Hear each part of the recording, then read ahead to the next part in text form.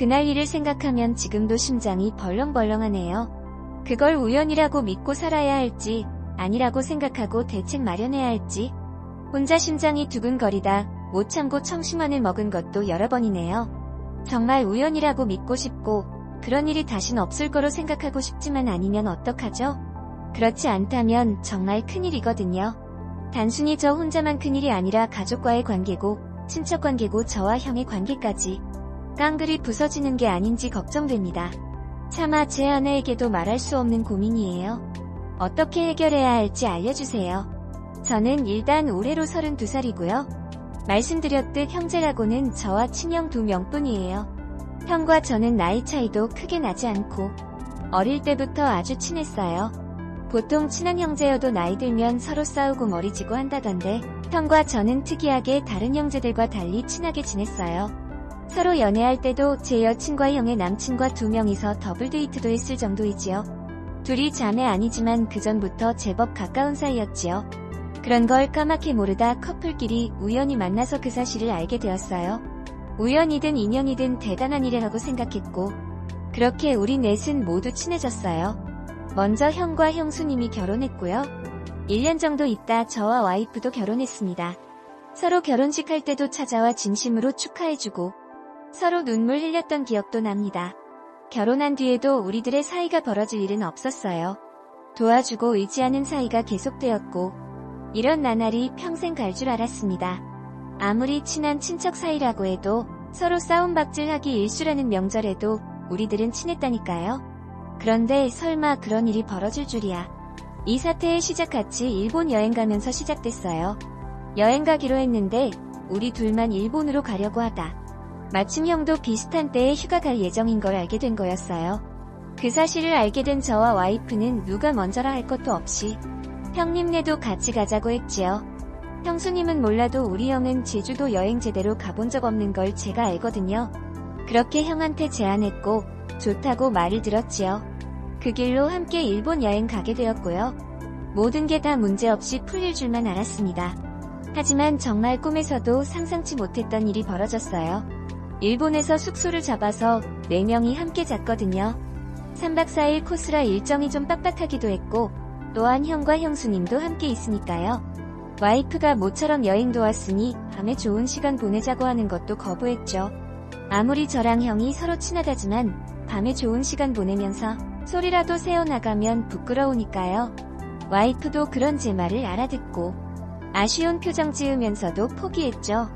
덕분에 여행 문제도 없고 피곤한 일도 없이 잘 풀릴 줄 알았습니다. 설마 그런 일이 벌어지리라고는 꿈에도 생각지 못했어요. 여행 마지막 날의 일로 기억합니다. 우리가 모두 술을 좋아하기도 했고 또 여행 마지막 날이니까요. 그래서 마지막 날을 불태우기 위해서 늦게 자고 부어라 마셔라 하기로 했습니다. 또 일본 초밥이 맛있기로 유명하잖아요. 마침 형님 지인이 현지에 있어서 여행객은 잘 모르는 유명한 초밥집에서 먹고 포장까지 했습니다. 정말 입에서 녹더라고요. 그렇게 초밥과 회를 안주 삼아 숙소에서 새벽까지 마셨습니다. 술을 좋아한다고 센 것도 비슷한 건 아니잖아요. 부끄럽지만 우리 4명 중에서 제가 제일 줄에 약한 편이었습니다. 그래서 결국 제가 먼저 뻗어버렸어요. 그때 넷 모두 취해 있던 터라 방에 들어가서 자거나 혹은 쓰러진 절 방으로 데려갈 생각도 못한 모양입니다. 어차피 마지막 날이니 그냥 대충 바닥에 쓰러져 자도 된다고 생각한 거겠죠. 암튼 그렇게 제가 먼저 잠이 들었습니다. 잠들기 직전까지 시끌시끌했던 게 기억나는데요. 그렇게 잠이 들었는데 문득 이상한 느낌이 드는 겁니다. 자꾸 뭔가 뜨거운 바람이 제 얼굴에 닿는 겁니다. 눈을 뜨니 충격적인 모습이 보이더라고요.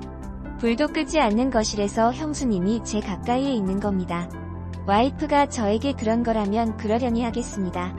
안 그래도 와이프랑 하고 싶은 거 참았는데 술이 들어가서 자제력 잃어버릴 수 있죠. 문제는 제 얼굴 앞에 있는 게 와이프가 아니라 형수님이란 겁니다.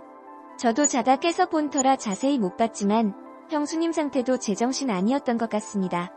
술에 취해서 반쯤 비몽사몽한 얼굴이었다고 할까요? 하지만 비몽사몽이고 나발이고 형수님의 위치 자체가 충격이었습니다. 하마터면 악소리 지를 뻔했습니다. 그때 제가 소리를 질렀다면 다른 사람도 깨어나서 그 광경 목격했을 겁니다.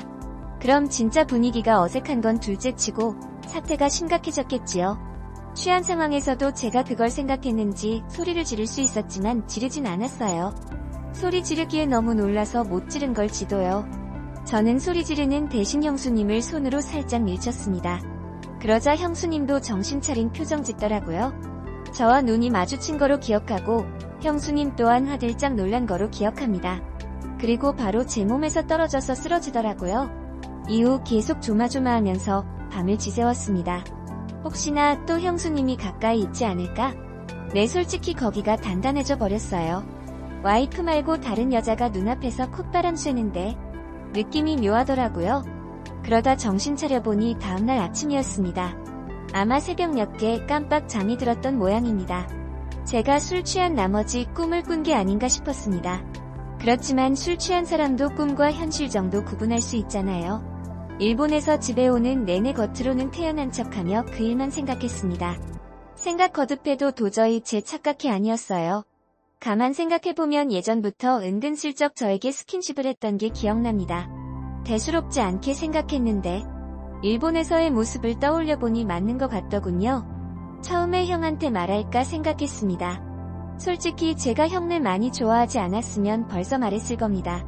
하지만 형수님은 몰라도 형까지 그 일로 마음에 상처 입고 혼인생활 파탄 날지 모른다고 생각하니 차마 함부로 움직일 수 없더라고요. 그래서 형한테 지금까지도 비밀로 했습니다. 물론 제 와이프에게도 비밀로 했어요. 제가 와이프 잘하는데 의부증 없지만 그런 경향이 없다고 할 수 없는 사람이에요. 제가 이런 일을 당했다는 사실 알면 예상되는 결과 둘 중 하나입니다. 그거 가지고 저를 의심하던가 아니면 형수한테 찾아가서 당장 따지고 들 사람입니다. 제 생각이 심한 것일지도 모르지만 얌전히 넘어가는 시나리오는 절대 없을 거예요. 그러니 와이프한테도 함부로 말할 수 없었죠. 일단 형수님이랑 이야기해보기로 했습니다. 일본에서 돌아온 지 일주일쯤 뒤에 형부랑 만나자고 했습니다. 형수도 저에게 했던 터치들 기억하는지 불편한 기색이었지만 그래도 발을 빼진 않았습니다. 그렇게 둘이 카페에서 만나서 제가 딱 한마디 했어요. 그 일 기억하느냐고 말이지요. 형수는 발뺌 안 하더라고요. 그 일 기억한다면서 자기가 그때 술이 많이 되어서 제정신 아니라고 그러더고요. 가까이서 저를 느껴보고 싶었다고 하더라고요. 그러면서 미안한다고 사과하더니 이내 그 일 잊어달라고 합니다. 이 사실을 제 와이프나 형이 알면 큰일 난다고 말이에요. 먼저 사과부터 해온 것 좋은 태도라고 할 수 있지만 제게는 어째 건성으로 느껴지더라고요. 제대로 사과했다기보다는 당장 위기 벗어나기 위한 행동처럼 느껴졌어요. 그 이후로 형수가 더럽게 느껴져서인지 사과하든 뭘 하든 진심처럼 보이진 않더라고요. 일단 그날 형수와 만나서 알겠다고 말하고 헤어졌습니다. 형수는 아마 제가 다 잊고 지내기로 마음 굳힌 줄 알 거예요. 그렇지만 저는 도저히 잊기가 어려워요. 이러다가 저까지 흔들리면 어떡합니까? 한번 형수가 제게 했던 일이 다시 떠올랐고 제 마음이 복잡했습니다. 이대로 평생 형수를 어색하게 볼 것 같아요. 그렇게 생각하면 더더욱 이대로 끝낼 수 없을 것 같습니다. 또 형수가 두 번 다시 저에게 이상한 터치 안 하겠다는 보장이 없습니다. 저랑 형랑 외모 차이도 꽤 나거든요. 형에 비해서 키도 제가 큰 편이고 외모도 제가 칭찬 많이 받는 편입니다. 제가 너무 심하게 생각하는 것일지도 모르겠지만 아무튼 전 형수 보기가 이제 껄끄럽습니다. 어떻게 해야 할지 여러분들 알려주세요.